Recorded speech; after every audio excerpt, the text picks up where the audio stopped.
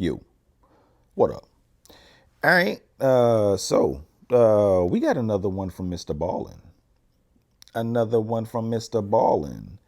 And this is the most terrifying family you've never heard of. Mature audiences only. The most terrifying family you've never heard of. What did this family do? Why are they so terrifying? Or did something happen to the family? I don't know. Let's check out who this family is. Let's go. Today's story is about a lesser well-known cult and their heinous ritual that they admitted to performing. This episode is extremely graphic and very upsetting, so viewer discretion is advised. But before we get into today's story, if you're a fan of the strange, dark, and mysterious delivered in story format, then you've come to the right place because that's all we do, and we upload 2 or 3 times every week. So if that's of interest to you, please sneak into the like button's house and steal the glass plate inside of their microwave. Also, please subscribe to our channel and turn on all notifications so you don't miss any of our weekly uploads. All right, let's get into today's That's important. That's an important part of the microwave.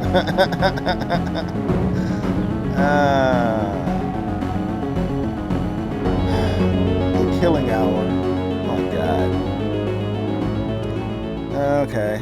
In the early 1950s, Harold Alexander, who was a young stonemason living in Hamburg, Germany, came in contact with an old man named George Reel. George was the leader of a small religious group called the Lorber Society. This group, which never had a large membership at any point in their short history, was rooted in the Christian faith, but their views were far more extreme than the average Christian congregation. For example, many Christians believe in the concept of self-denial, which in layman's terms means to deny oneself some personal human pleasures, like certain sexual practices or the overindulgence of food or drinking, and all of this is done to gain favor with God. But George and the other members of the Lorber Society took this concept of self-denial to the extreme.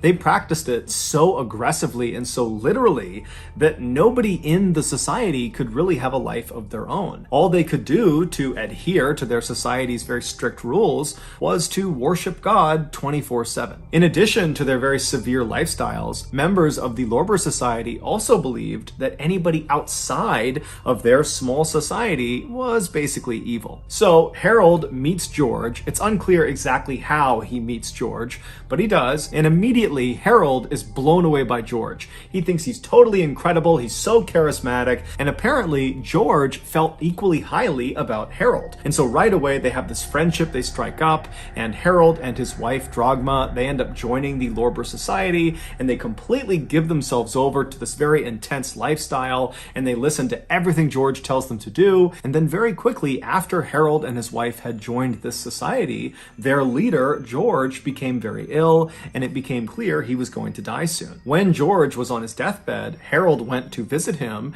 and after speaking with him privately in this room, Harold emerges and he tells his wife that George has told him that he is going to be the next leader of the Lorber Society once George passes away. And so his wife accepts this, as does the rest of the society members, and then after George actually does die, everyone in the society just turns towards Harold and begins listening to him and following him. It's worth noting that we don't know for sure if George really did tell Harold that he was going to be the next leader of the Lorber Society, no witnesses? or if Harold just made that up because he knew George was going to die soon and he could kind of get away with stealing that title. Over the next few years that Harold was in charge of the Lorber Society, he began introducing a new concept to the members. He would continuously tell them that they needed to be ready for when the next prophet of God returned to the earth. Harold told his members that when this happened, 1, Harold would know immediately and he would tell them, and 2, whatever this prophet wanted, no matter how confusing or crazy or terrible, they had to do it without question sin because this was God's will. In 1953, so roughly a year or two after Harold has taken over the Lorber Society, he and his wife, Dragma, have their second child. It's their first boy, and they name him Frank. And as soon as this child is born, Harold looks at him and determines that this boy, his son, is the prophet they have all been waiting for. And so he tells his wife and he tells the members of the Lorber Society that his son, Frank, is the prophet of God, and everyone across the board completely accepts it. As the prophet, Frank, grew up, he was shamelessly worshipped and waited on 24/7 by the members of the Lorber Society and his own family.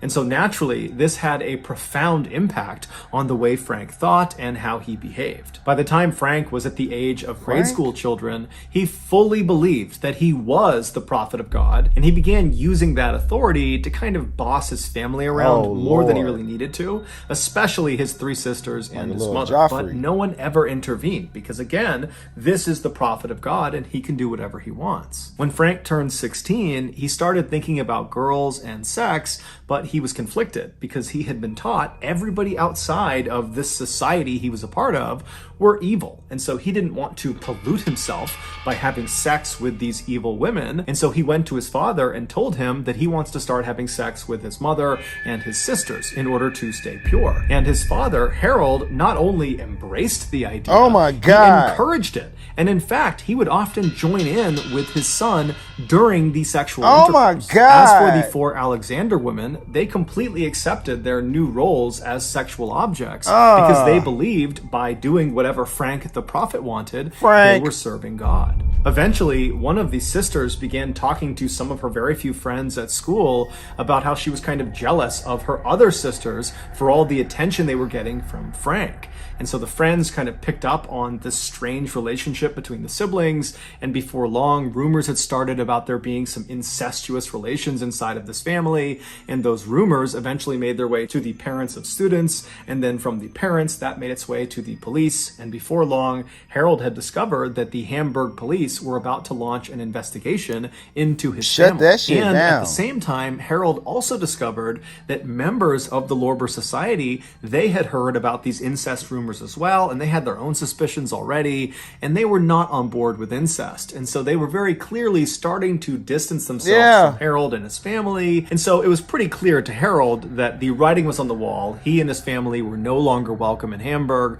And so he goes to the Lorber Society and kind of retires and says, I'm leaving. You need to find yourself a new leader of this society. And then he and his family completely broke ties with the Lorber Society. They left Hamburg and fled south to Santa Cruz, which is a city on the Canary Islands in Spain. And so they settle into this little apartment inside of this busy city, and very quickly they fell back into their old routines of constantly worshiping Frank, the prophet of God, despite the fact that they were no longer affiliated with the Lorber Society. And so their actions were now being driven by their own personal belief system. 10 months later, on December 22nd, 1970, a wealthy doctor named Walter Trankler was at his villa, which was located not far from where the Alexanders lived, when he heard a knock at his front door.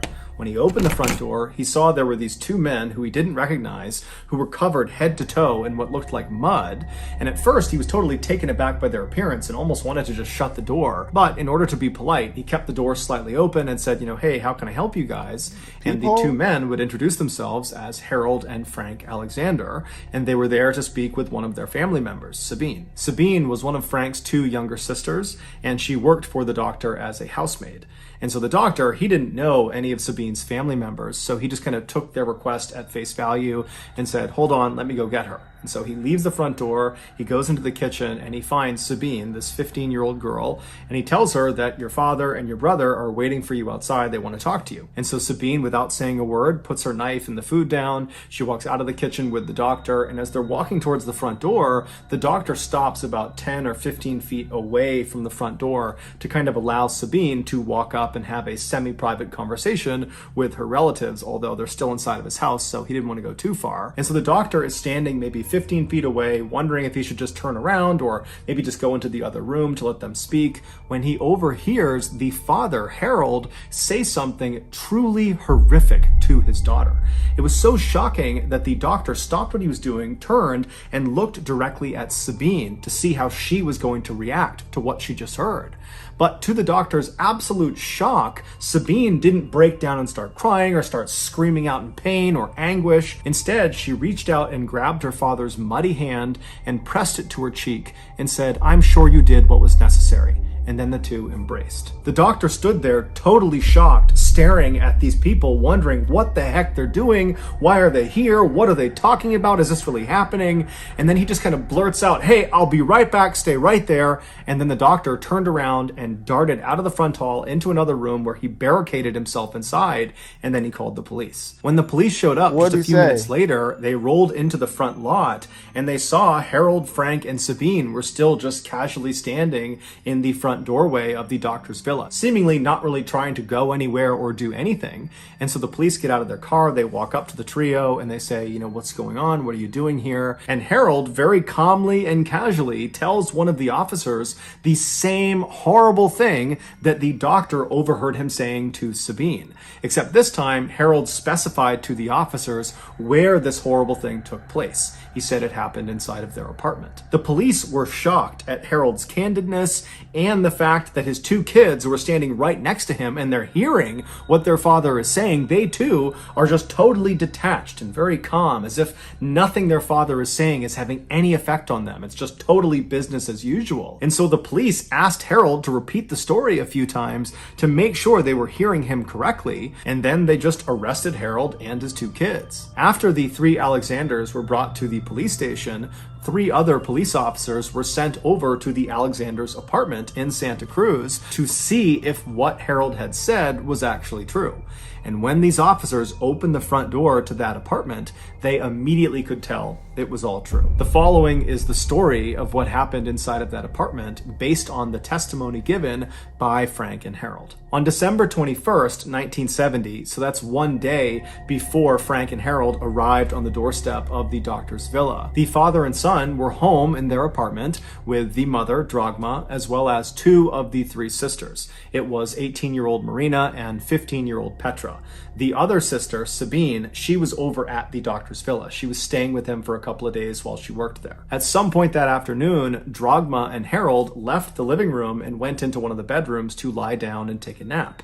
And after they lie down, Frank, for some reason, gets up from the living room and walks into the bedroom and sits down on the edge of the bed and just stares down at his mother. And when his mother rolls over and looks up at her son, Frank would later tell police that the look she gave him was suggestive and it was offensive to Frank, and he believed she was not permitted to look at him that way. What? And so in this moment that she's looking at him, he said he instinctively knew that the killing hour was upon them. The killing hour was not a Lorber Society concept. It was something that Frank and most likely Harold had come up with, and the rest of the family, the mother and the 3 sisters, had totally accepted. According to Frank and Harold, women were impure, and the only way to purify them, i.e. send them to heaven and not hell, was to murder them. And so it was just fundamentally understood in the Alexander household that at some point Frank was going to declare that the killing hour was upon them, and when that happened, all the women in the household were told to stop what they were doing and wait for Frank to sacrifice them. Meaning, wait for Frank to ritualistically kill them. So after Frank has seen this offensive look on his mother's face, he now feels like the killing hour is upon them, and so he literally announces it to his mother and to his father, who's right next to her, and then Frank grabs a nearby wooden coat hanger and strikes his mother on the top of her head. What? Now, his mother, she's heard that the killing hour is upon them, and he's starting to beat her, and so what does she do? She follows the rules. She flips herself over onto her stomach, puts her hands down by her side, and lays flat and still so Frank can more easily kill her. And so Frank begins wailing on the back of his mother's head with this wooden coat hanger while while his father, Harold, excitedly leaps out of the bed, doesn't try to stop what's going on. He runs into the living room and he begins very enthusiastically playing the organ. An organ is like a piano that's played a lot of times inside of Christian churches. These people crazy. And so with all this commotion going on in the house, the other two sisters that were there, Marina and Petra, they come out of their bedrooms into the living room. They see their father playing the organ and they look into the bedroom where they hear all this noise, and it's Frank murdering their mother. Right. And they're looking at this happening. They're not doing anything. They're just staring at it. And then their father says to them, "The killing hour is upon us. You need to get ready." And so the girls, when they hear this, they know the rules. And so they stop watching this attack and they make their way over to the center of the living room and they sit down cross-legged and they begin to patiently wait their turn. After a while, Frank stopped beating his mother, who was now unconscious or perhaps even dead, and he walked out of the bedroom into the living room where he saw his father on the organ and he saw his two sisters sitting on the ground. And so without any hesitation, he walks over to Marina, the older one, the 18-year-old, and he begins hitting her on the top of the head until she slouches over onto the ground motionless. And then he turns to the younger one, Petra, the 15-year-old, and he does the same thing to her until she's laying on the ground motionless. After this, Frank stands up and he leaves the living room and goes into the kitchen where he retrieves a small knife, pruning shears, and a hammer. At this point, it's likely that one or two of the Alexander women were still alive. And so Frank, he comes back into the living room with these tools in hand, and with the organs blaring in the background, he begins to systematically hack off the breasts and genitals of his two sisters and his mother. And apparently this was a very slow and physically difficult task, and so he and his father Harold began switching off. One person would be on the organs while the other was mutilating, and they would switch back and forth until all of the offending parts on these three women had been removed and nailed to the wall. The last mutilation this father and son committed was to cut the heart out of the mother, Dragma, and they wrapped it up in a cord and then nailed this cord to the wall as well. Then, with the three Alexander women either dead or close to death, the father and son began running around the apartment, yelling and singing and rejoicing. They were extremely proud of what they had just done. Later that night, they left the apartment and slept in another property that they owned, and then the following day, December 22nd, they went to the doctor's villa to tell Sabine the good news. And so they knock on the door, the doctor answers, he goes back, he gets Sabine. Sabine walks up, and Harold, her father, says to her, "Sabine, we wanted to tell you right away that Frank and I have just finished killing your mother and your sisters."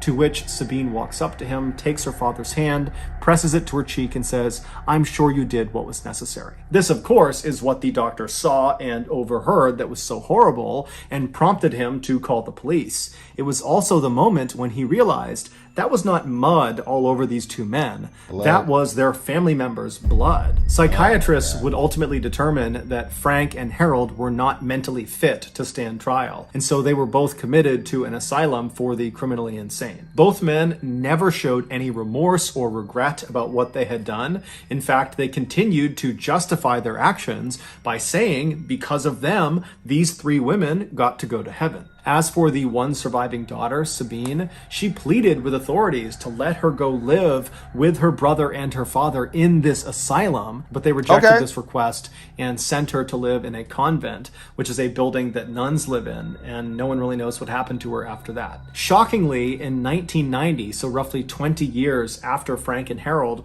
were put into this asylum, they managed to escape, and they were never caught. To this day, their whereabouts remain unknown. So that's going to do it, guys. If you got something out of today's episode and you haven't done this already, please sneak into the like button's house and steal the glass plate inside of their microwave.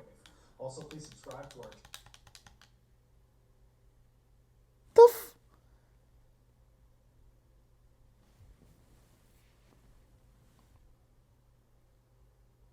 What? These people are still on the loose? These people are out there? Frank and Harold? That was 1970. He said they escaped in 1990. They could still be out there. Frank was young at the time. How did they escape? They should have went to prison. You send them to a mental institution. Send their ass to a high security prison.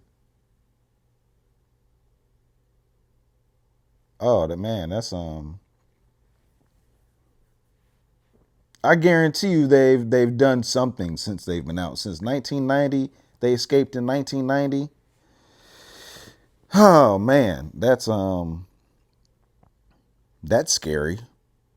Is that what was that? Was that over in Spain? That wasn't in America, right? That was like over in or was it in America? I don't know. I can't remember exactly where it was. Man, yeah, that was horrible. That was very disturbing. Very disturbing. Maybe it's because me and Frank got the same name, and MrBallen kept saying Frank. Kept saying Frank after a horrible thing. Just his name is Frank Alexander. Oh my god. But I think it was mostly Harold, the father. You know what I'm saying? First of all, I don't think, what was his name? George? I don't think George told Harold that he was going to be the leader because ain't nobody else hear it. Nobody else heard George say that. George didn't write it down. Was Frank the only one? I mean, not Frank. Was Harold the only one allowed to go talk to George? Why didn't anybody else know who was going to take over after George passed? That's fishy. And then Harold names his son as was like the Messiah or something. Like I don't know what the hell. Like what? So we all have we have to first you tell us that George tells you that you're going to be the leader. So we have to worship you. And then you tell us that we have to worship your son. Like, nah, I don't. I'm out. I'm out of this. I can see what's going on. So, I mean, George is the one that, put all that in Frank's head since he was a baby. All of it was just bullshit. He just put all that bullshit in Frank's head. And then, but I mean, oh my God. The incest and shit like that. That's like, uh, uh, I don't want to talk to no girls outside of the family because they're all corrupted or so I'm just gonna mess with my sisters and my mom. Huh. And the mom and the sisters were down with it. The dad was okay with it. The dad encouraged it. Harold encouraged it. Harold's a monster. Both of them are monsters, but I mean, I don't know. I don't know, and I don't know how as the daughter and the mom, the daughters and the mom, like I don't know how you just let Frank beat you with the coat hanger, because that's what Harold said had to, like I don't, that's not, I don't know, but it's a cult, that they're their minds polluted. It's like they're hypnotized, man. Yeah, that was bad. That was disturbing, disgusting, all of that.